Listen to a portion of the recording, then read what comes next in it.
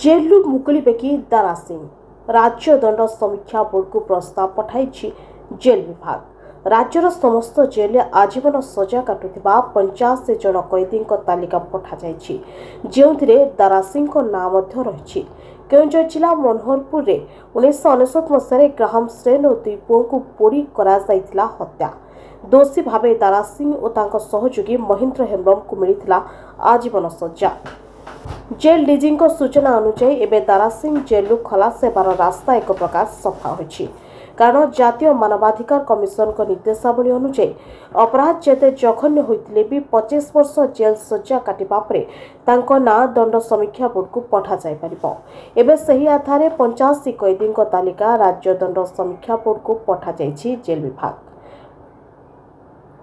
सेथिरे दारा सिंह को ना भी रही। ऑस्ट्रेलिया मिशनरी ग्राहम स्टेन और दुई पुओं को हत्या मामला रे दोषी साब्यस्त हो गत 25 वर्ष हेब केन्दुझर जेल आजीवन सजा काटुछंती दारा सिंह।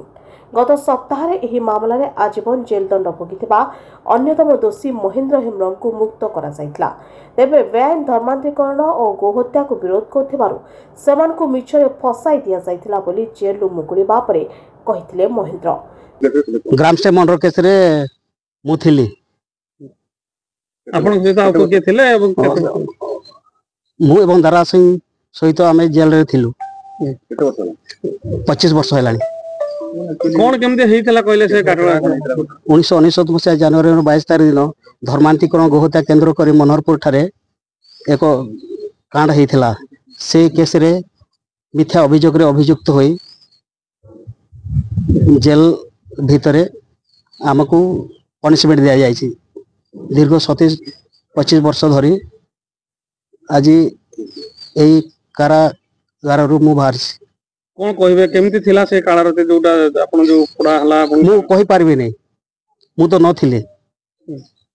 को केस तला आपण गाण के इन्वॉल्व कर केसी से मु धर्मांतरीकरण गोहत्या को संपूर्ण भाव विरोध करुथिले। से केंद्र को नेकी मते षड्यंत्र करके फसे दिया जायछि। 14 वर्ष जेल सजा भोगिबा परे मुकुलिबा पाई राज्यपाल अनुमति देथिले, किंतु सेते बेले बीजेडी सरकार फाइल को उद्देश्यमूलक भावे चापी रखिथिले, जहा फल 14 बदल 25 वर्ष जेल सजा काटिबा को पड़िला बोली अभियोग करथिले महेंद्र।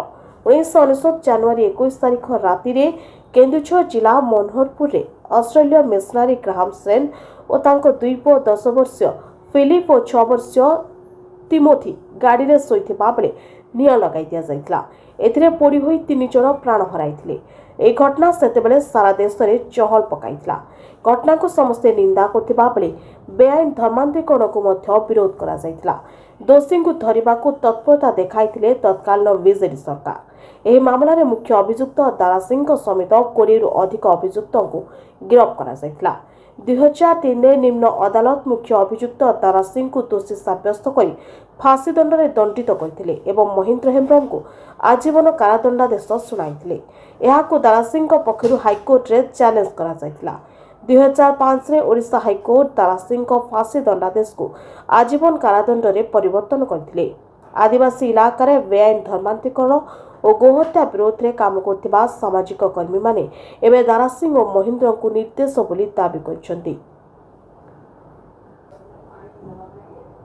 केन्दुझर अंजन कुमार राणा रिपोर्ट, समीक्षा न्यूज लाइव भुवनेश्वर।